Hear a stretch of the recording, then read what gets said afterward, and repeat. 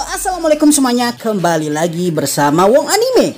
Kali ini kita akan ngebahas Tensura nih ya, salah satu video yang paling kalian tunggu. Dan pada kesempatan kali ini Wong Anime akan membahas mengenai berbagai macam gabut di Tensura yang terbukti kalau gabut tersebut bisa menghancurkan negara atau bahkan dunia sekaligus. Kalian siap?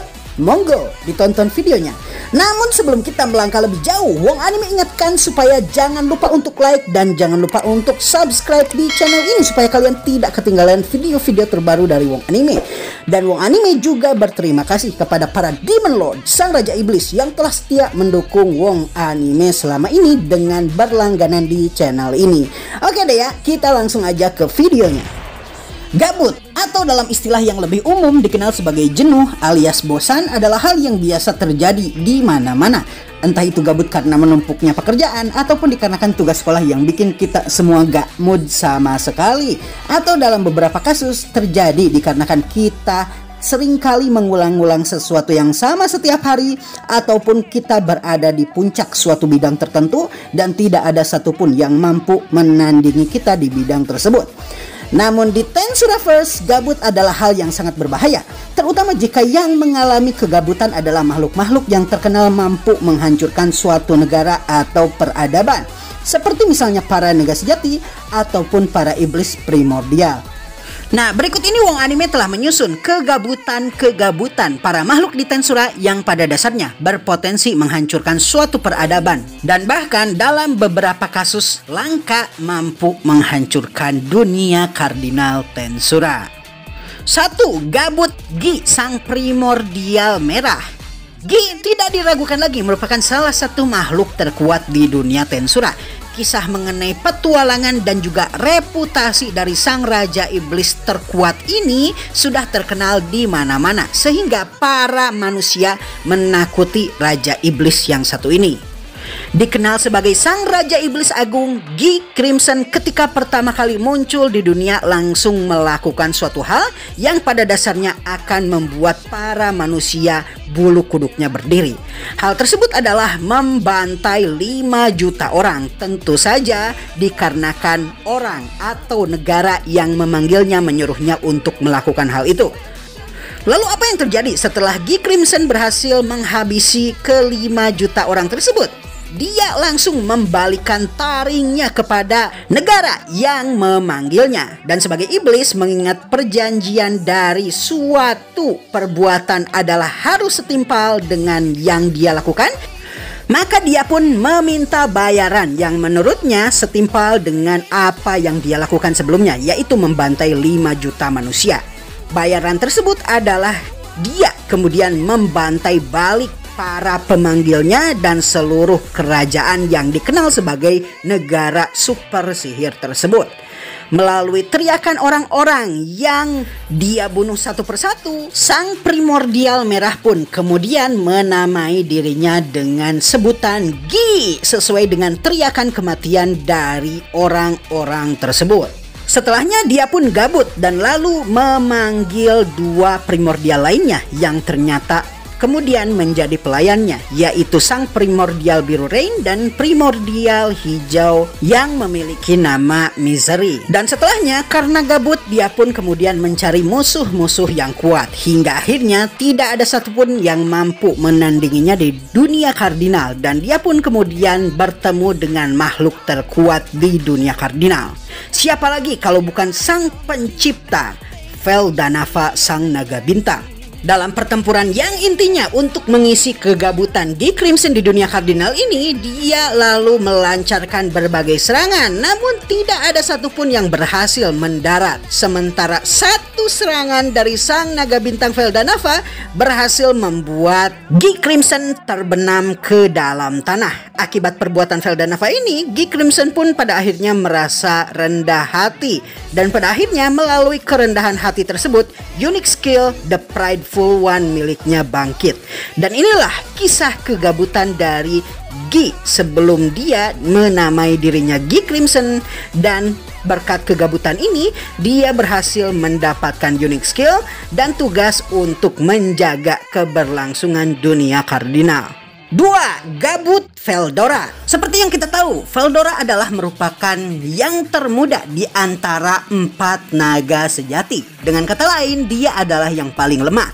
Namun walaupun begitu, meskipun dia yang paling lemah, kekuatannya masih mampu untuk menghancurkan satu negara dan juga peradaban. Walaupun sekarang kita bisa melihat kalau kegabutan Veldora bisa diatasi dengan membaca manga yang selalu dia bawa kemana-mana. Namun di masa lalu, Veldora tidak bisa melakukan hal tersebut. Maka apa yang dia lakukan ketika dia bosan dan jenuh? Maka dia akan membumi hanguskan kota atau peradaban hanya sekedar untuk mengisi waktu luangnya. Inilah sebabnya dari masa lalu hingga sekarang Veldora dikenal sebagai sang naga jahat dikarenakan kegabutannya ini. Salah satu korban dari kegabutan Veldora adalah Luminos Valentine. Dan seperti yang kita tahu, salah satu negara yang dipimpin oleh Luminos Valentine berhasil Veldora porak-porandakan. Dan tidak hanya itu, dibumi hanguskan hingga semusnah-musnahnya. Nah, Nightrose ini merupakan salah satu kerajaan yang paling Luminos Valentine banggakan dikarenakan arsitektur dan seni yang mengelilingi negara yang satu ini. Saking indahnya, Nightrose ini disebut sebagai kota putih dan Luminos sangat bangga dengan julukan ini. Dan Veldora tidak lama kemudian datang dan menghancurkan apa yang Luminos banggakan, dan hal ini menyebabkan Luminos sangat kesal kepada Veldora walaupun hal ini telah terjadi beberapa ratus tahun. Ketiga, gabutnya Carrera sang primordial kuning. Seperti yang kita tahu, para iblis primordial adalah iblis yang memiliki kepribadian uniknya masing-masing. Testarossa memiliki kepribadian ara-ara yang tentu saja banyak menipu orang yang bertemu dengannya. Ultima memiliki kepribadian yang pada dasarnya memperlihatkan kalau dia seperti seorang adik yang memiliki wujud remaja. Walaupun secara lebih jauh dan lebih dalam dia sebenarnya memiliki kepribadian manipulatif dan sangat beracun. Sedangkan untuk Carrera, dia kurang lebih memiliki kepribadian sama seperti wujudnya, yaitu kepribadian seperti gadis SMA, namun dengan keburukan 10 atau 20 kali lipatnya. Bahkan Gi sendiri mengakui mengenai kepribadian problematik dari Carrera ini.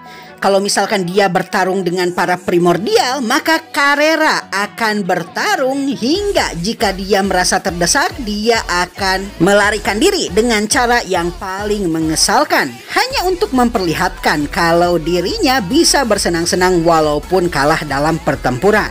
Cara lainnya yang diperlihatkan Carrera untuk bersenang-senang sebelum dia dinamai tentunya adalah dengan melontarkan sihir nuklir. Sebagai salah satu iblis yang tinggal di Netherworld atau dengan kata lain dunia bawah, sang primordial kuning pada dasarnya tinggal di portal yang menghubungkan antara dunia iblis dengan negara emas Eldorado, negara pimpinan Raja Iblis Leon Cromwell. Nah, Eldorado ini memiliki perisai yang pada dasarnya berfungsi untuk melindungi negara tersebut dari gunung meletus yang sering terjadi setiap saat di benua selatan. Nah, Carrera di sini mungkin kayaknya memposisikan dirinya sebagai semacam tester yang menguji barir atau pelindung dari negara emas Eldorado, dan secara sukarela meluncurkan sihir nuklir penghancur setiap beberapa hari sekali untuk mengetes barir tersebut. Kelakuan Carrera ini kadang membuat Leon Cromwell sangat marah, namun Leon tidak bisa apa-apa dikarenakan apabila dia mengirim pasukan dan pasukannya terbunuh, dia takut kalau mayat-mayat pasukannya akan digunakan oleh sang primordial kuning untuk memanifestasikan dirinya di dunia fisik. Dan memanfaatkan ketakutan Leon Cromwell ini, Carrera terus-terusan meluncurkan sihir nuklirnya sebagai bentuk ekspresi dirinya untuk mengisi kegabutan dan juga rasa jenuh yang dia miliki. Selanjutnya, 4. Gabut Ultima. Altima yang sebelum dinamai oleh Rimuru dikenal sebagai Sang Violet atau dikenal juga sebagai primordial ungu adalah merupakan salah satu di antara para primordial yang memiliki kepribadian paling buruk. Dia mengambil wujud sebagai anak perempuan remaja supaya orang-orang bisa dimanipulasi menggunakan wujudnya ini. Sama seperti Carrera sang primordial kuning, Altima ketika belum dinamai Rimuru memiliki cara yang unik untuk mengisi waktu luangnya apabila dia merasa bosan. Salah satu di antara cara mengisi waktu luang tersebut bisa dilihat di Tensura The Movie Scarlet Bond. Kalau kalian sudah melihat spoiler mengenai keberadaan Altima di Tensura Movie Scarlet Bond, kalian tentunya tahu kalau Altima ini memiliki hobi yang lumayan destruktif, yaitu dia senang meracuni sumber air. Dengan kata lain, dialah sumber masalah yang terjadi di Tensura The Movie. Selain kelakuannya tersebut, dia juga memiliki sifat mengadu domba dan mempericuh keadaan. Berbeda dengan primordial kuning, Altima beroperasi di portal yang menghubungkan antara wilayahnya dengan perbatasan kedua negara, yaitu negara raksasa Damargania dengan negara Kekaisaran Suci Lubelius. Untuk mengisi waktu luangnya, kadang dia melakukan berbagai macam hal yang seringkali tidak termaafkan, yaitu mempericuh keadaan, menghancurkan perjanjian perdamaian, dan lain-lain. Dan inilah sebabnya baik itu Raja Iblis Daggerul dan juga Luminous Valentine sangat mewaspadai iblis yang satu ini. Dan bahkan Luminous Valentine sendiri menjuluki Altima sebagai perwujudan murni dari kejahatan. 5. Gabutnya Testarossa. Testarossa dikenal sebagai primordial putih adalah merupakan salah satu dari iblis primordial tentunya. Dia beroperasi di wilayah Kekaisaran Timur. Dia dikenal sebagai Blanc di wilayah Kekaisaran dan dikenal sebagai iblis yang sangat diwaspadai di wilayah tersebut. Salah satu peristiwa yang membuatnya sangat diwaspadai oleh Kekaisaran adalah peristiwa ketika di zaman lampau primordial putih alias Blanc ini menjalin perjanjian dengan leluhur Raja Kerajaan Silberia, salah satu negara bagian dari Kekaisaran Timur. Perjanjiannya dengan Kerajaan Silberia membuat Raja Silberia dan para keturunannya memiliki mata merah yang bisa melihat apapun. Dan setiap kali keturunan baru dari sang raja lahir, maka magicule dari raja selanjutnya akan naik hingga berkali-kali lipat. Peristiwa ini akan terus terjadi hingga Testarossa sang primordial putih menemukan tubuh yang dia anggap cocok sebagai wadahnya. Setelah dia memperoleh wadah sebagai salah satu bentuk kegabutannya, dia kemudian membantai semua penduduk dari kerajaan Silberia, dari yang paling kecil hingga yang dewasa. Dan pada akhirnya membuat kerajaan Silberia menjadi kerajaan kosong melompong yang dihuni oleh para iblis dan ditakuti untuk dimasuki bahkan oleh pasukan Kekaisaran Timur sekalipun. Peristiwa ini dikenal sebagai peristiwa Danau yang Memerah dan merupakan salah satu kisah sejarah paling menyeramkan di Kekaisaran Timur. Dan ini semua terjadi karena ulah sang primordial putih Testarossa yang sebelum dinamai oleh Rimuru dikenal dengan sebutan Blanc. 6. Kegabutan dari Diablo atau dikenal juga sebagai Noir, sang primordial hitam. Di antara para primordial, Diablo ini bahkan dikenal sebagai yang paling aneh. Padahal seperti yang kita tahu, para primordial sendiri memiliki logika di luar nalar. Dikarenakan dia bosan karena terus menang di dalam pertempuran, Diablo pada akhirnya tidak membuat dirinya berevolusi seperti para iblis lainnya. Sementara para iblis primordial dan para bawahannya berevolusi menjadi Demon Noble atau para bangsawan iblis, Diablo malah terus berada di kelas Archdemon. Hingga kemudian Rimuru memanggilnya dan menamainya. Kegabutan lainnya yang dilakukan oleh Diablo terjadi di kerajaan Fieldwood, di mana dia menghancurkan raja di belakang layar yang ternyata adalah Archdemon dari keturunan merah dan membuat kerajaan tersebut hancur secara struktural. Namun di antara itu semua, gabut Diablo yang pada dasarnya berpotensi menghancurkan dunia terjadi ketika dia merekrut para bawahan yang akan dia jadikan sebagai pelayan dari Rimuru. Para bawahan tersebut tentu saja para 3 primordial yang Wong Anime sebutkan sebelumnya di video ini, yang kita tahu sangat berbahaya dan memiliki kepribadian yang kurang stabil. Hanya karena Diablo tidak mau disuruh-suruh dan ingin terus berada di sisi Rimuru, maka dia pun kemudian merekrut para primordial yang keberadaannya saja sangat ditakuti oleh para Raja Iblis. Padahal seperti yang kita tahu, para Raja Iblis sangatlah kuat, namun mereka sangat takut dengan potensi kehancuran dari para primordial. Dan Diablo dengan mudahnya membuat para primordial ini menjadi bawahan dari Rimuru seorang. Hal ini tentu saja membuat keseimbangan kekuatan yang dijaga oleh G Crimson selama berabad-abad hancur seketika gara-gara Diablo ini. Ketujuh, gabut Rudra. Seperti yang kita tahu, Rudra Nam-Ul Nazca adalah merupakan kaisar kekaisaran Nazca Namrium Ulmeria. Sebelum dia menjadi kaisar, dia dikenal sebagai pangeran yang keberadaannya dieluk-elukan sebagai pahlawan oleh rakyat kerajaannya. Suatu hari dia mendengar kisah mengenai sang Raja Iblis Agung Gi. Dikarenakan dia gabut, dia bersama dengan rekannya Felgreen kemudian mendatangi benua utara dan lalu bertarung melawan Gi dan berusaha untuk menantangnya. Para bawahan Gi tidak ada seorang pun yang mampu melawan Rudra, hingga akhirnya Gi kemudian keluar dan menyadari kalau Rudra sangatlah kuat. Mereka pun kemudian bertarung dan pada akhirnya menyadari kekuatan masing-masing. Dan setelahnya Gi dan Rudra kemudian menjadi teman. Singkat cerita, mereka gabut dan dikarenakan perbedaan dua filosofi, mereka pun kemudian melakukan pertarungan politik selama hampir 2000 tahun, di mana baik itu Rudra dan G Crimson saling memajukan pion mereka masing-masing dalam pembuktian filosofi mereka. Dan pertempuran di mana mereka saling tidak ikut campur ini pada akhirnya terjadi terus-menerus selama 2000 tahun setelahnya. 8. Gabutnya G Crimson. Oke, kalian mungkin bertanya-tanya, kok 2 kali? Karena gabut yang satu ini berbeda dengan gabut sebelumnya.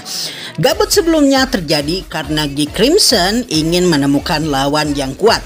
Sedangkan gabut yang terjadi sekarang terjadi karena G Crimson ingin melindungi umat manusia dari kehancuran dan juga dunia kardinal sendiri. Sebagai upayanya untuk membuat manusia waspada, maka G Crimson memposisikan dirinya sebagai antagonis manusia dan setiap tahun menyerang wilayah manusia menggunakan para iblis bawahannya. Terlepas dari usahanya yang pada dasarnya terlihat serius, ya sebenarnya G Crimson sendiri nggak serius-serius amat melakukan penyerangan yang dia lakukan ini. Jadi ya dia sebenarnya gabut-gabut juga. Walaupun begitu, manusia menganggap kalau penyerangan dari G Crimson ini sebagai hal yang serius. Karena seperti yang kita tahu, kebanyakan manusia adalah makhluk lemah. Sedangkan bagi G Crimson, menyerang manusia adalah hal yang mudah. Menghancurkan mereka lebih mudah lagi. Tapi G terus-terusan melakukan hal ini supaya manusia tidak merasa tinggi hati dan merasa sombong. Dan keberadaan dirinya membuat manusia sadar diri akan kelemahan. 9. Gabut Michael dan Feldway. Seperti yang kita tahu, Michael dan Feldway adalah merupakan pihak yang pada dasarnya menyalahkan keberadaan para manusia dan makhluk-makhluk penghuni dunia kardinal sebagai dalang yang membuat keberadaan Feldanava hilang dan terbunuh sekitar beberapa ribu tahun sebelumnya. Sekitar 500 tahun sekali mereka melakukan apa yang dinamakan sebagai serangan malaikat dan di dunia kardinal dikenal sebagai perang Tenma. Dalam kurun waktu 500 tahun sekali ini, Michael dan Feldway akan menggunakan ultimate skill milik mereka, yaitu Justice King Michael, untuk menurunkan ribuan malaikat. Dan pada akhirnya ditargetkan kepada wilayah-wilayah yang menurut mereka memiliki tingkat sivilisasi yang tinggi. Bukan tingkat sivilis yang tinggi ya, tapi tingkat teknologi dan kemajuan peradaban yang tinggi. Meskipun turunnya para malaikat ini ditakuti, namun terlihat sekali kalau peristiwa Perang Tenma yang terjadi 500 tahun sekali ini tidak berhasil menghancurkan para penghuni dunia Kardinal Tensura secara signifikan, karena terbukti manusia dan tentunya para demi-human masih tetap bertahan. Walaupun perkembangan mereka tersendat dikarenakan serangan berkala dari para malaikat ini. Nomor 10 dan terakhir tentu saja ada gabut dari Felzard. Ketika Felzard gabut, maka dia akan melakukan hal yang pada dasarnya tidak masuk akal. Seperti yang kita tahu, Felzard sangat menyukai Gi Crimson. Kadang ketika dia tidak diperhatikan, maka dia akan merajuk dengan cara yang tidak wajar. Salah satu bentuk rajukan dari Felzard ini terjadi ketika Michael dan Feldway menyerang. Dan secara sukarela, Felzard membuat dirinya dikendalikan oleh Michael dan Feldway. Peristiwa ini terjadi karena Felzard pada dasarnya ingin membuat Gi cemburu. Meskipun peristiwa ini terjadi karena kegabutan dari Felzard, peristiwa ini pada akhirnya membuat kubu musuh berhasil menguasai Stationary World dan membuat negara binatang Eurazania dan juga para bawahan Milim, para penyembah naga, membeku. Hal ini tentu saja membuat Milim marah dan pada akhirnya dia pun melakukan stampede yang pada dasarnya berpotensi untuk menghancurkan dunia. Baiklah semuanya, itulah 10 gabut di Tensura yang pada dasarnya tidak hanya berpotensi menghancurkan negara, tapi juga berpotensi untuk menghancurkan dunia. Apakah kalian puas dengan list ini atau kalian ingin menambahkan list lainnya di bawah? Silahkan untuk komentari. Dan dengan ini, Wong Anime mengakhiri videonya. Assalamualaikum dan sampai jumpa lagi di video selanjutnya.